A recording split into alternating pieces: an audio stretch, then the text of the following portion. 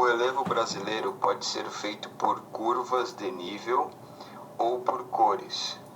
No mapa, podemos notar que as tonalidades esverdeadas correspondem às áreas mais baixas do relevo continental brasileiro, e as cores marrom e avermelhada às áreas de altitude mais elevadas.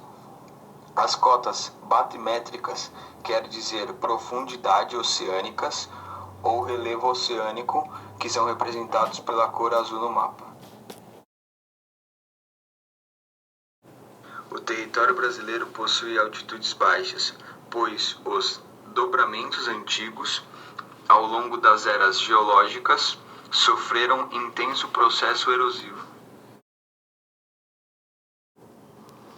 As terras mais altas do território brasileiro estão localizadas no sul, sudeste e norte do estado de Roraima. Já as terras mais baixas abrangem o vale do rio Amazonas e de alguns de seus afluentes, as planícies do Pantanal, do rio Araguaia e litorânea. Formas de relevo. As formas de relevo no território brasileiro são, de maneira simplificada, planaltos, planícies e depressões. Os planaltos correspondem a superfícies elevadas, mais ou menos planas, e delimitadas por escarpas, que são onde o processo de desgaste supera o de sedimentação. Entende-se por escarpa um aclive que surge nas bordas de planaltos. Morros são pequenas elevações de terreno, colinas. Serra é o nome dado a diferentes formas de relevo. No caso do Brasil, é o nome usado para denominar principalmente as escarpas de planalto.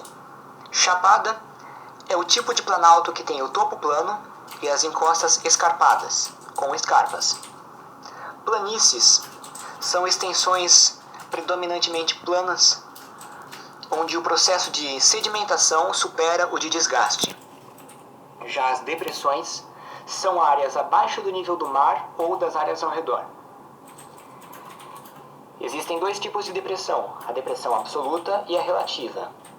A depressão absoluta, que não ocorre no Brasil, é quando o terreno se situa abaixo do nível do mar, como, por exemplo, a depressão do Mar Morto e a do Mar Cáspio, na Ásia, e a do Vale da Morte, nos Estados Unidos. Depressão relativa, que é a que ocorre no Brasil, é quando as terras são de um nível inferior ao das áreas ao redor. As classificações do relevo brasileiro. A primeira classificação foi a de Haroldo de Azevedo, elaborada em 1949, que dividiu o território brasileiro em 7 grandes unidades de relevo: 4 planaltos, o Planalto das Guianas, o Planalto Central, o Planalto Atlântico e o Planalto Meridional, e 3 planícies, a planície amazônica, a planície do Pantanal e a planície costeira. A segunda classificação foi a de Aziz Absaber, que em 1962 incorporou novos elementos à classificação do anterior. Dividiu o Planalto Atlântico em 2 porções, o Planalto Nordestino e Serras e o Planalto do Leste e Sudeste, e acrescentou 2 outros planaltos, o do Maranhão Piauí e o Uruguaio Sul Rio Grandense. A terceira classificação foi a de Jurandir Royce, que em 1989 criou 3 níveis hierárquicos de classificação. O primeiro diz a respeito da geomorfologia, o segundo da estrutura geológica e o terceiro das unidades morfoestruturais. Dessa forma, ele abrange 3 diferentes formas, ou seja, os planaltos, as planícies e as depressões.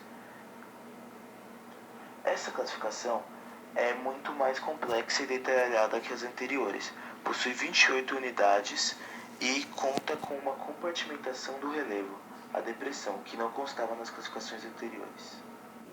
Depressão periférica da borda leste da Bacia do Paraná. No estado de São Paulo é tradicionalmente denominada Depressão Periférica Paulista.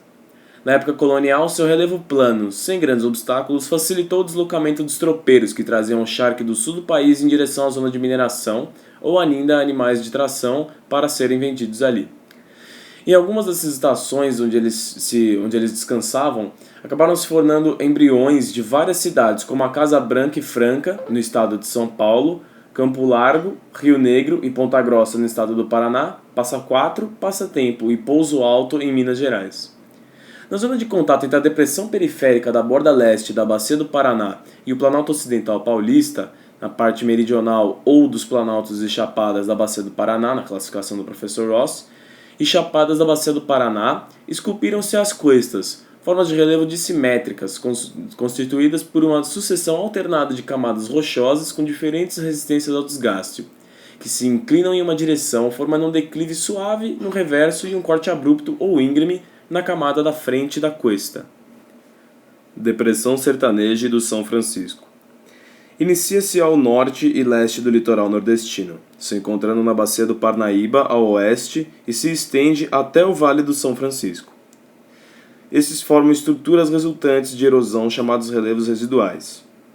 Os relevos residuais se formam por meio da regressão marinha dos mares que se formaram durante a transgressão, que ocorreu durante o final da época pré-cambriana. Os resíduos resultantes criaram essa formação por meio do acúmulo de sedimentos.